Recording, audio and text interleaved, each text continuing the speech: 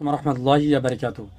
মালয়েশিয়ায় ১৬ বছরের কম বয়সী কিশোরদের জন্য সামাজিক যোগাযোগ মাধ্যম নিষিদ্ধ করা হচ্ছে।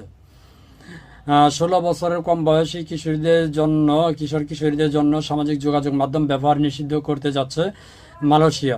আগামী বছর থেকে এই সিদ্ধান্ত বাস্তবায়ন হতে পারে। সম্প্রতি অস্ট্রেলিয়া ও ইউরোপের কয়েকটি দেশ শিশুদের জন্য সামাজিক যোগাযোগ মাধ্যম ব্যবহারের হারে কড়াকড়ি আরোপ উদ্যোগ নিয়েছে। এবার মালয়েশিয়াও সেই তালিকায় যুক্ত হতে যাচ্ছে। মালয়েশিয়ার যোগাযোগ মন্ত্রী ফাহমি ফাদজিল গত রোববার বলেন, সাইবার বুলিং, প্রতারণা ও যৌন হয়রানির মতো ক্ষতিকর বিষয় থেকে তরুণ প্রজন্মকে সুরক্ষা দেওয়ার বৃহত্তর প্রচেষ্টা অংশ হিসাবে এই পদক্ষেপ অনুমোদন দিয়েছে মন্ত্রিসভায়।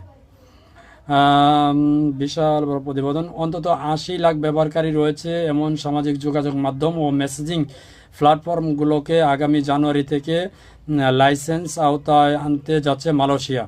এটি ডিজিটাল প্ল্যাটফর্মগুলোর উপর সরকারি নজরদারি ও আরও কঠোর করার বৃহত্তম উদ্যোগের অংশ। লাইসেন্সধারী প্ল্যাটফর্মগুলোকে বয়স যাচাই, কন্টেন্ট নিরাপত্তা ব্যবস্থা এবং স্বাস্থ্য নীতিমালা বাস্তবায়ন করতে হবে। ডেনমার্ক সরকারও ১৫ বছর কম বয়সী শিশুদের জন্য সামাজিক যোগাযোগ মাধ্যম ব্যবহার নিষিদ্ধের পরিকল্পনা করছে। চলতি মাসের শুরুতে তারা এ ঘোষণা দেয়। ইউরোপের আরেকটি দেশ নরওয়েও ১৫ বছরের কম বয়সী কিশোরীদের জন্য সামাজিক যোগাযোগ মাধ্যম ব্যবহার নিষিদ্ধের একটি খসড়া আইন নিয়ে কাজ করছে।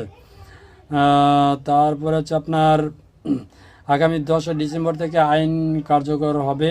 আইন লঙ্ঘন করলে Facebook, Instagram, Snapchat, Threads, TikTok, X, YouTube, radio ও লাইভ স্ট্রিমিং সেবাকে সর্বোচ্চ ৫ কোটি অস্ট্রেলিয়ান $৩ লাখ মার্কিন ডলার জরিমানা করতে পারে অস্ট্রেলিয়ান সরকার। এটা হচ্ছে অস্ট্রেলিয়ার জন্য। এটা হচ্ছে অবস্থা। আমার মনে হয় বাংলাদেশে এটা করা উচিত। ভাই আপনারা জানেন না, মানে ফেসবুক মেসেজিং প্ল্যাটফর্মে যৌনতার মানে এত গ্রুপ আছে, এটা আপনি দেখলেও অবাক হয়ে যাবেন। এগুলো আসলে বন্ধ করা উচিত। আপনি কি মনে করেন? বাংলাদেশে অসংখ্য গ্রুপ আছে যেগুলো আপনার সমকামিতা মানুষকে জড়িয়ে ফেলছে। এরকম আসলে এগুলো বন্ধ করা উচিত।